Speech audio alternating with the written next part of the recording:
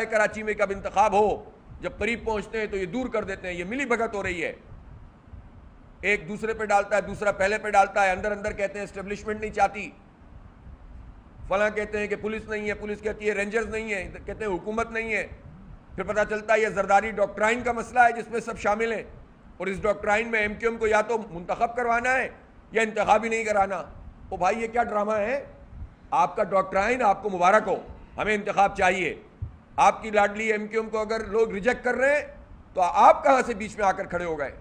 ہمیں انتخاب چاہیے اور منتخب میئر چاہیے. میں اس موقع پر اسٹریٹ کرائم کے حوالے سے جو میں نے بات کی ہے وہ بھی دوبارہ دہرانا چاہتا ہوں کہ کراچی کے پرماننٹ رہنے والے چاہے کسی زبان کا بولنے والا ہو، 80% افسران پولیس کے اور اہلکار کراچی کے ہونے چاہیے. حیدرآباد میں حیدرآباد کے ہونے چاہیے، جیکب آباد میں جیکب آباد کے ہونے چاہیے. ہم لسانیت پر یقین نہیں رکھتے، ہم نے تو اس کے لیے بڑی قربانیاں دی ہیں. جب سب بھاگ گئے تھے تو ہم ہی مقابلہ کر رہے تھے. لیکن ہم یہ جانتے ہیں کہ اس طرح سے کسی شہر کے رہنے والوں کے ساتھ زیادتی کرنا درست نہیں ہے. نہ اس سے لا اینڈ آرڈر مینٹین ہو سکتا ہے اور نہ ہی جو ہے مسئلے کا حل ہو سکتا ہے. تو کم از کم 80% بھرتیاں اہلکاروں کی، افسران کی یہاں سے کراچی کے رہنے والے پرماننٹ ریزیڈنٹ کی ہونی چاہیے، چاہے وہ کوئی زبان بولتا.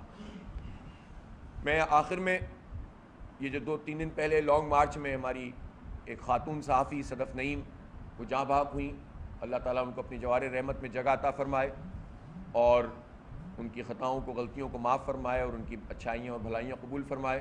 بہت ہی افسوسناک واقعہ ہے اور ظاہر ہے یہ پورا ایک جمہوری عمل ہے، لانگ مارچ ہو، شارٹ مارچ ہو، لیکن بہرحال منتظمین کو یہ ضرور دیکھنا چاہیے کہ ان کے انتظامات ایسے ہونے چاہیے اور ان کا ڈسپلن ایسا ہونا چاہیے کہ اس طرح کے واقعات سے بچا جائے. ہم کسی کو بلیم نہیں دیتے، ایک حادثہ ہے، ایک سانحہ ہے، اور آئندہ اس طرح کے حادثات سے بچنے کے لیے پارٹیوں کو بھی اپنے اندر نظم و ضبط پیدا کرنا چاہیے اور حکومتوں کا بھی کام ہے. اور اس وقت ظاہر حکومت بھی، اس وقت تو پنجاب میں لانگ مارچ چل رہا ہے تو پی ٹی آئی کی حکومت ہے اور ظاہر ہے کہ انہی کی پارٹی کا یہ لانگ مارچ ہے، تو ان کو چاہیے کہ وہ انتظامات فول پروف انتظامات کریں تاکہ خدا نخواستہ کوئی اور حادثہ اور سانحہ نہ ہو. بہت بہت شکریہ.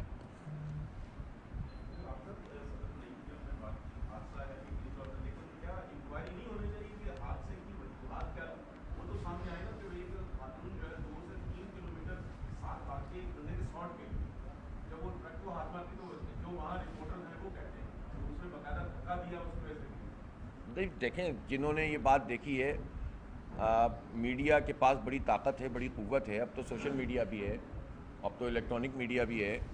تو اگر جو لوگ یہ بات کہتے ہیں ان کو سامنے آنا چاہیے.